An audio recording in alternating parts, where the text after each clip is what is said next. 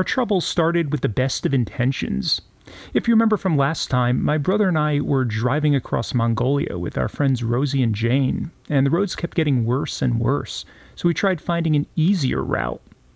After getting stuck crossing a shallow river, we decided to veer off the main path to a different one that seemed to go parallel, but it wasn't long before we realized we'd made a terrible mistake. It's so ruggedly beautiful. Yeah. That we are so lost. And there's no way we can get back where we've just come. I don't believe. We can't get up that hill. No. The trail ahead was steep and rocky. To call it a road at this point would have been way too generous. Rosie said it seemed like we were descending into a canyon. After reaching the bottom, it looked like it crossed a couple of small brooks and then made a steep climb back up the other side. Drew and Jane walked over to take a closer look, and when they returned a few minutes later, they sounded less than confident. The river itself isn't bad, but after it, we can't really tell what the pitch is or how loose or hard the surface is. Given that we were in the middle of Mongolia, we couldn't exactly call AAA, and there was no one around to ask for help, so we'd have to attempt this on our own. Rosie was nervous. I'm not wanting to be negative, because that's not my normal position, as you know, but... This is a little disconcerting. Yes, this is potentially a step too far in my adventure. I think that's bound to happen in Mongolia, no matter what you do. I didn't expect it to happen this early on. I don't know what our options are right now. Obviously, it's good to think about worst case scenarios, which we are doing. Mm-hmm. This is crazy, though. This is really crazy. I'm Scott Gurian. I'm a longtime public radio and print reporter, and I've created this podcast called Far From Home to document the unexpected adventures and chance encounters I have with interesting people around the world. To start off, I'm telling the story of a massive road trip my brother and I took with our friends, raising money for charity. We drove nearly 11,000 miles. 11,000? That's right, a quarter of the way around the Earth, from London to Mongolia, through 18 countries, 8 time zones, 5 mountain ranges, and a few deserts, in a ridiculously tiny car. It's like the Beverly Hillbillies. It's not for the faint of heart. It's the adventure, isn't it? It's just the thing of pushing yourself to the absolute limit, because I think it's going to take us out of our comfort zone, but in a really good way. If you're just joining me, I suggest you first go back and listen to all the previous episodes in order to get up to speed and for all of this to make a bit more sense. From language barriers to car trouble, getting horribly lost to paying bribes to shady traffic cops, it's been quite an amazing experience, and over the coming episodes, I'll be bringing all of you along with me for the ride. Let's give it a shot. That's all we can do. We have to try this. We can't go back. There's no way we could get up there. We've got to at least start going down, try to do this. Are we ready to give this a go? Rosie and I walked ahead to serve as spotters, while Drew and Jane slowly began driving down the path. Look, there's that rock down there. Yeah, I saw that rock. I'm so worried about this. He'll just take it slow. Okay, here he comes. Little to the left. Okay. Keep coming straight. Back this way a little. As Drew made his way, I did my best to guide him around the largest of the rocks. When the trail got particularly rough, he stopped and got out a shovel. That rock's probably been there for millions of years, Drew. I think it'll be okay. Okay, so just have to go around this big pointy one. Yeah. You got plenty of room. You should be fine here. Finally, both cars made it to the bottom and across the first of 2 small streams onto a little island in the middle. Now came the hard part. The path leading out of the second stream marked the start of a steep incline, and given the uneven terrain, we knew it would be difficult to build up enough speed to make it up the hill. Using our shovel again, we did our best to clear some of the larger rocks out of the way for Jane to drive. We have to push from here. Yeah, you want me to go on that side? Sure. Okay, we'll try to push. Oh man, you're digging yourself in a little. No. Expand the mat out. That's where we need the mat right under where it's spinning. We tried putting our floor mats under the tires to give us more traction, but it wasn't enough. this wheel's on this rock, and then you need the momentum to get over the rock again. What if she backs up a little bit, but then instead of going right here, if she goes a little more to the left? Is that possible? No, because there's a big rock over here. That cannot go into the car. We also tried taking some of the heavier stuff off the roof rack to lighten the load, and then backing up to get more of a running start, but the car barely budged. Eventually, we reached the point where we had exhausted all our options, and we realized there was nothing more we could do. We're stuck. We're stuck, yeah. Right, have we got any service on any phones? We've got a phone for help. We are stuck. Given how remote we were, there was of course no cell service, but thankfully we'd come prepared. You see, before setting out on our journey, we'd purchased this special device that looked like a walkie-talkie, but let us communicate with our friends and family from basically anywhere on the face of the earth. It cost a few $100, but it was totally worth it, because it pinged a satellite every few minutes so folks back home could track our progress on a map. More importantly, it gave us a way to contact people in case of an emergency when no other means of communication were available. Now, we'd have to put it to the test. First things first, do we have anybody's phone numbers who offered to help us recently on our journey? In the last town, anything like that? No, not in Mongolia that I recall. After giving it some thought, Drew decided to text Jane's partner Tim back in the UK. We started by sending him our GPS coordinates and asking him to confirm he saw where we were. While waiting for his reply, we decided to scope out the area. So, we've locked up the cars. We're walking up to the top of this next little ridge to see, hopefully if there's any people, any homes, anything that's not too far away that we could ask for help. And I don't know quite what the elevation is up here, but I feel quite out of breath walking up this hill. And it's a little chilly, it's windy. It turned out we were over a mile high, so even walking this small stretch was enough to make us tired.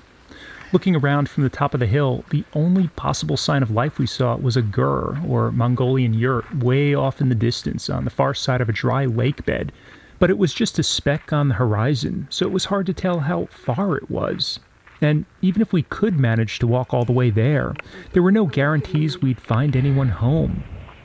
Rosie looked around. I don't even know what our options are, she said. We've got to get somebody out here to help us, Jane replied. We need a four-wheel drive or a tractor. Just then, our satellite device beeped. It was Tim writing back. Drew read his message. On the map, you're not on a road. About 2.5 hours back, you left the road and went down the wrong side of the mountain range. Yes, we know. Yeah, this we know. Yeah. Looks like an old riverbed you're in. Yeah. Oh, he could see that. Wow. Yeah, okay. It's amazing what you can see. Maybe he can find, I don't know how in the world he's going to do this. We need to find someone in Kavd. That's the closest town. Is it? To help, yeah.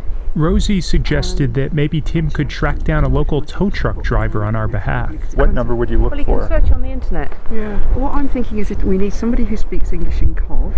Tourist information? Well, that's what he needs to find. That's what I'm thinking. What about if he phones the adventurous? Jane asked, suggesting that perhaps the rally organizers could help. I reminded her of the rules of the event. They're the last one. They've said if you get stranded, don't call us. They've clearly said that's not what they do. He could just call the British embassy and I honestly think the British embassy are going to tell us to fuck off and we shouldn't have been so stupid. Right. If you don't want to I think we phone the American embassy and just tell them the situation and see if they know somebody local can come out and get us. I think you've got more chance with them. The British embassy Yeah. would not do it. Really? I just don't believe they would. But the thing is, are we looking for an emergency extraction? Not an emergency. Just tell If you call the embassy, they take it that way, tell them right? we're out here. We need, if they could maybe refer us to someone in Kavd, we just need a tow. Drew relayed our request back to Tim. Then we all stood around, feeling kind of helpless. There's certainly nothing we could do up here. Let's start walking back to the cars, because it's colder and windier up here. We might as well at least go in the cars. You could stay warm. Yeah. We started heading back down the hill. Chances of somebody just happening to come across one of these mountains is so remote. It would be a long time, very long time. So we're better to go back down to the cars. Tell you what we ought to do. What do us British do? Have some tea. Make a cup of tea. Get the stove out, put the stove on, and let's make a cup of tea. We boiled some water and sat around waiting. It was getting late in the day, and here we were stranded in the most sparsely populated country on Earth, putting all our hopes in Tim, who was just waking up and checking his phone on the other side of the planet, some 3,800 miles away. It felt like an eternity, but finally we got another update. He said, Sergeant Kochan at the embassy has passed your details to a local to try and get help. They have your tracking website and coordinates, so let me know if you're contacted. Okay. Well, that's positive. Yeah. So I think that's the best we can ask for at the moment. We saw some dark storm clouds up in the mountains that seemed to be blowing in our direction, so we asked Tim to check the forecast, but he said it was hard to tell from his end. We were concerned, though, because if the weather took a turn for the worst, this spot we were in down here in the valley looked like exactly the sort of place that might flood. Thankfully, there was a small, abandoned-looking building just up the hill, so Drew and I decided that seemed like a good place to seek refuge. I'm going to grab the tents from here and your sleeping bags. We're going to start setting up in the cabin up there. I think we stay in the cars as long as we possibly can, but if there's rain coming in, the last thing we want to worry about is getting hypothermia or something like that. We need to have that set up as secure shelter that will keep us warm. We have to. And if there is flooding, this is not a safe place if that happens. Hearing this talk of survival strategy, Rosie and Jane suddenly looked terribly worried, so we did our best to reassure them. Just got to think these things through and take precautions. We're just gonna get in out case, of here. you know. People know where we are. That's the most important thing, right? As bad as this may be, we're not in a life-threatening situation. We're gonna be okay. Where are the tents? Any idea? Yeah. Where would that be? That would be underneath everything else, of course. All right, let's do it. With our arms full of gear, Drew and I left Rosie and Jane behind and trudged back up the hill to the shelter. What is this, some kind of house or something? It's been abandoned for who knows how long. Is there even a way inside of this? Looks like it's nailed shut. Let's try around the other side. It took a bit of effort, but we managed to pry open a wooden door in the back and entered cautiously in case there were any stray creatures living inside. The building had concrete walls, a wood beam ceiling, and a dirt floor. It was empty, but it seemed like maybe it had been used once upon a time to hold animals during the harsh Mongolian winter. We cleared away cobwebs, a dead mouse, and a random goat hoof that we found on the ground. We had just set up the tent when Drew received a text from someone at the American Embassy. Oh my God. What? We have like a rescue effort underway. We rushed back to share the news with Rosie and Jane. We found them sitting in their car, huddled in front of the heater. Here, listen, we got a message. Drew's going to read it to you. You want to turn off the car a minute? Or turn that off? So hold on. Hi, my name is Michael Cochran. Are you receiving this message? Here's my email address. He said, if you're receiving this, know that help is on the way. NEMA? What is NEMA? I'm thinking that's National Emergency keep going. Management. Keep going. If you're receiving this, know that help is on the way. NEMA was dispatched almost an hour ago. You should expect to be picked up after sundown. Please attempt to make a fire to keep warm or stay in your car to keep warm if possible. And begin to come up with a signal plan. Fire should be your best option. Or if you have chem lights, anything that can be used to signal your location. I think they're sending a helicopter or something. I don't know what. Shit. Oh God. I mean, it's great to know help's on the way. I just don't know what that means. My scariest thought is that they're treating this as a real emergency situation. They're gonna like show up with a fucking helicopter and make us leave our cars and just take us to a hospital to get checked out and like send us home. Like, I don't know. And then the other thing we're thinking about is like, I know we have travel insurance, which covers certain things, but like, what is this? Helicopter would be very expensive, I'm sure. You know. I just think it can't be a helicopter. It can't be. They would not come after dark unless it is serious. There is Well, he no doesn't way. know. Maybe he didn't understand how serious it was. I think there was something lost in translation, you know? I reminded her that they'd told us the rescue team was dispatched an hour ago, so whatever chain of events we'd caused was probably too late to interrupt by this point. Still, we figured we'd give it a shot. I walked down here before responding You to did him. tell them we wanted a four-wheel drive. Not What I'm saying is this isn't yet an emergency situation. What do I say? We don't want to cause too much trouble. Just say, to confirm our previous message, we are in no immediate danger and we can camp overnight if necessary. Drew typed up the message and sent it off. Then came the next course of business. He said, come up with Yeah. a signal plan. We need to get our high-vis jackets. We Yeah. need to get the yellow triangles. I have those 2 solar lights that flash. Fine. We have headlamps. Yeah. Let's do that now. Okay. I turned to Rosie. I just feel incredibly stupid and guilty right now. Like, that's how I mean, we're totally unprepared. We have these stupid vehicles. I mean, that's the point of the thing. But then when you have to call in the big guns to get help, that I'm struggling with. Yes. Totally. Yeah. Totally. It's why I've been upset, because I just feel stupid. that we're putting people through all this trouble. Yeah. Causing an international incident here. I just imagine like a whole convoy of rally teams driving down the road and seeing like a convoy of NEMA Humvees passing them with their lights blaring.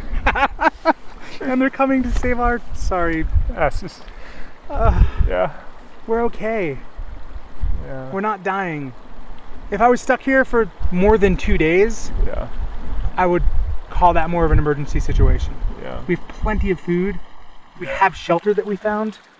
We're not in grave danger, but I don't know where. This is what happens when you call the embassy. Well, yeah, I mean, it's great to know that they're there. I mean, we're incredibly appreciative for it, but I just feel like dodos. Yeah. Tim had been doing some research on his end, and just then he texted us back. It looks like NEMA deals with national disasters, so you should be in good hands, he said. We're not a national disaster, just a bit dumb, Drew responded. The jury's still out on that, Tim joked. A few minutes later came the reply from the guy at the embassy. He just wrote back, he said, I just got confirmation that they are coming by truck. Yes. However, I'm not sure if they're bringing equipment to tow out your vehicle tonight. Okay, well, we've got a tow rope. If they've got the truck, we've got the tow rope. we'll take one step at a time, Yeah. okay? Let's wait for the truck. The truck is coming. Yeah. Right. It was now about 7 in the evening, and we'd been stranded for 4.5 hours by this point. We were all on high alert, looking around and listening for the slightest sign of the search party off in the distance to make sure they didn't somehow miss us. Wait, did you just hear something? Not a... I thought it was a vehicle or something, no? Shh. Or is that rain? That might be rain coming. I think the rain is going to be here any second. As it started drizzling, we decided to leave our cars and seek higher ground out of an abundance of caution. Just in case the rescuers happened to show up while we were gone, I took a piece of paper and drew a really crude diagram of our 2 cars, along with the 4 of us represented by stick figures in the building at the top of the hill. And I wrote the word help in Russian after looking it up in the translation app on my phone. I showed my drawing to a friend a few months later, and he laughed, saying it looked like we'd all been sucked up by a UFO, but I think I got the message across. Anyway, after putting the paper on our windshield, I walked up to join everyone else. Jane and Rosie had taken the camping stove and ducked inside the building to make some dinner. I'll carry on with my womanly chores. I'll come and help you. Meanwhile, my brother and I went back out and placed a reflective triangle in the middle of the road, and we hung a brightly colored traffic vest on the side of the building to attract attention in the remote chance that anyone happened to pass. After a few minutes, the rain stopped, and the sky above us actually started to clear up a bit. We stood there looking out on a vast landscape of treeless hills that stretched as far as we could see, thinking about how lonely and isolated we were, when suddenly, and seemingly out of nowhere, a local nomadic-looking guy appeared over the ridge. He was wearing a ski mask, camouflage hunting jacket, and black leather boots, and he rode a brown horse while pulling this gorgeous black and white horse behind him with a rope. Whoa, hello. Oh, hey, is that the NEMA guy? NEMA's here. We couldn't help but joke that he was the guy NEMA had sent to rescue us. Upon seeing our group, he removed his mask and gave a bashful smile. Right. You don't speak English, do you? No. English? No. No. We're Our down cars are car. stuck. We can't get them up the hill. It's stuck. We did our best to communicate through hand signals, and he nodded, seeming to indicate he understood, but it was unclear how much he really did. What is your name? I'm Scott. This is Drew. Brothers. Brothers, yes. And your name? Yelan. Yelan. We're from New York, America. New York. Yes. Where do you live? Where do you I don't know how to communicate. Where do you sleep? Where's your house? Your house. Is No, this your not house? this. No, this isn't your house. He seemed to be insistent, Wait. pointing to the building behind Is us. this your house? This is you? Oh, I'm sorry. I'm sorry. This is your house? He nodded. We're very sorry. Our Car's stuck. Yeah. So we try to call to get help to pull us out. So you understand. Okay. I think you understand. Oh my God. This has gone from being embarrassing to being hyper embarrassing, Rosie said. I can't believe what we've done. Well, so we invite him into his house? Yeah. Why don't we do that? Come into your house. Yalan tied up his horses and we beckoned him to follow us. Well, you'll like the interior decorating we did. He stepped inside and took a look around at the bright orange tent we'd erected in the center of what I guess was his living room. Our gear was scattered around the floor, and our camping stove was off to one side, heating some soup. Do you like it, I asked. He smiled. Would we really get it any worse than we already have? We don't know if this is like his permanent house. Like if he's kind of nomadic, he may just...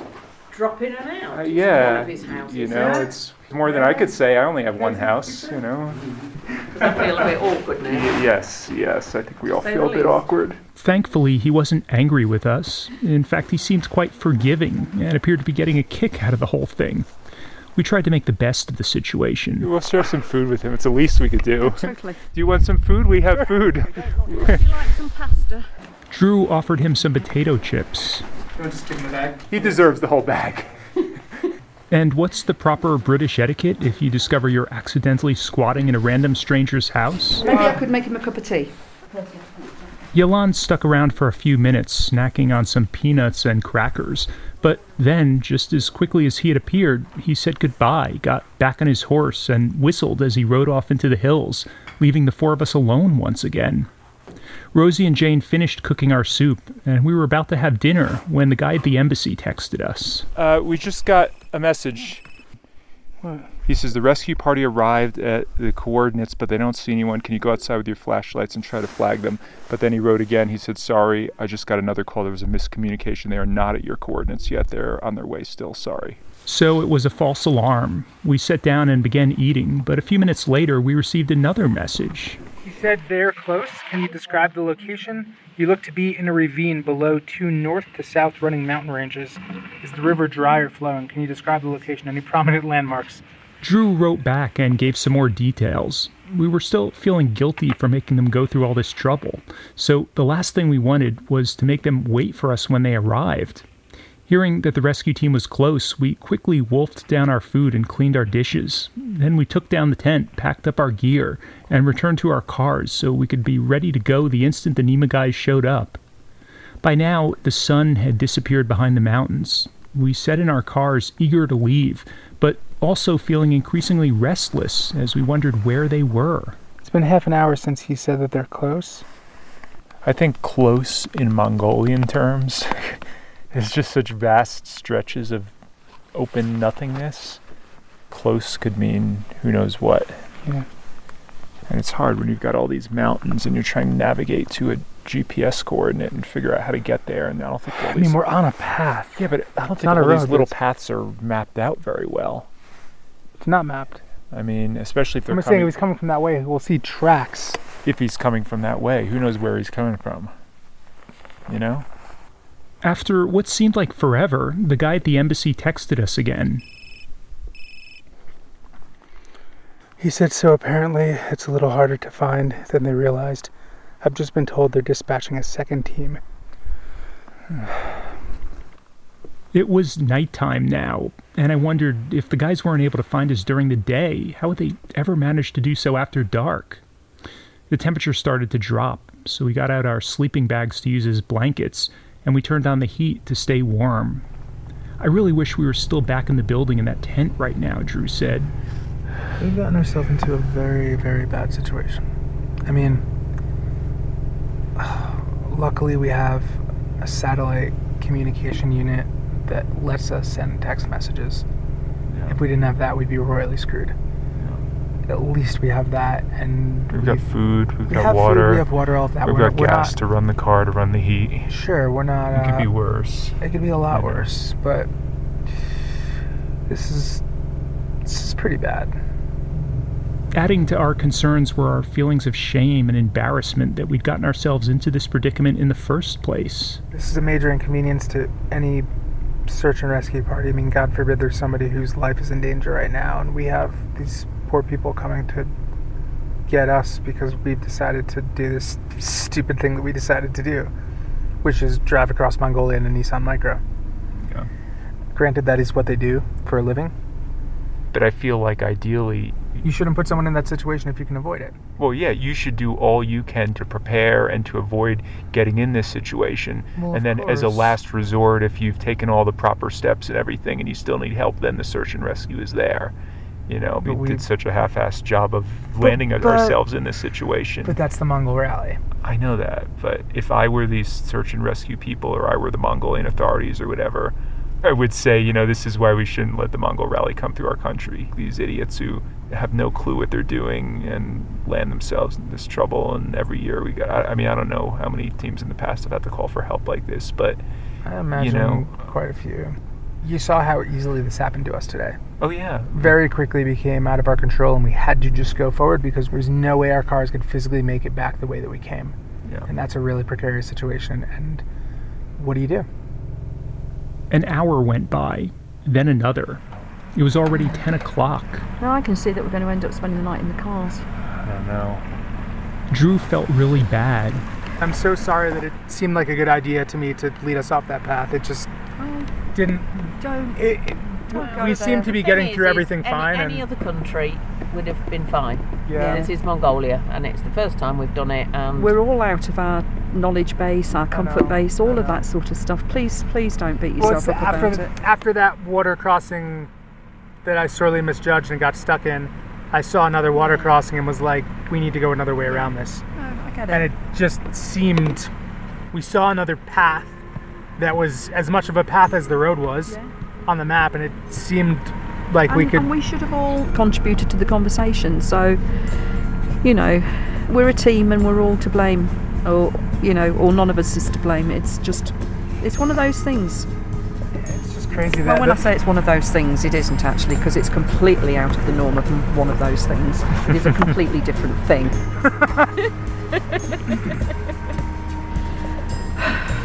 We know people are coming for us. Yeah. It might be now, it might be at 3 in the morning, who knows, but they're coming.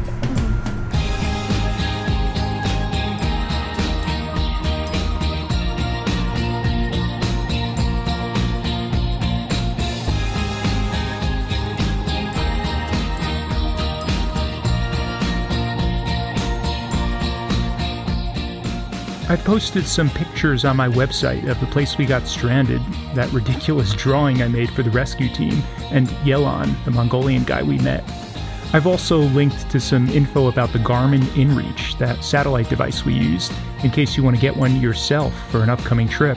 It's all at farfromhomepodcast.org.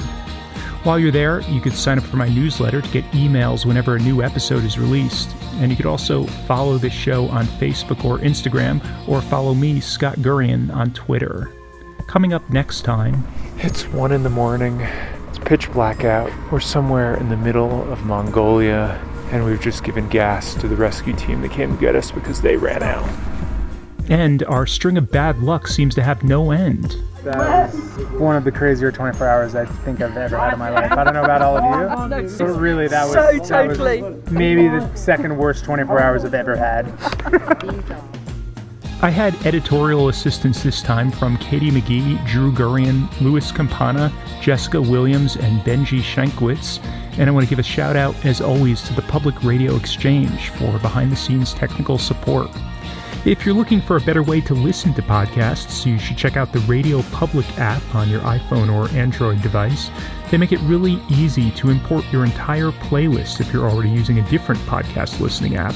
And they have real-life podcast librarians standing by to give listening recommendations if you need them.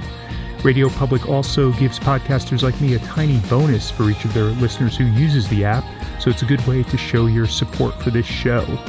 Finally, I want to thank all of you who've left me ratings and reviews in Apple Podcasts, because it really does help. Until next time, thanks for listening. Have you changed your shoes and put some socks on, because you've been wandering around in cold, wet shoes? Yeah, I just put some winter socks on and I have the heat on my feet, so I'm feeling a lot better. Thank you. Good. Look after yourselves. Yes, let us know if you need anything, and otherwise, enjoy the beautiful stars. Such a smooth talker. You really do know how to make girls enjoy themselves, don't you?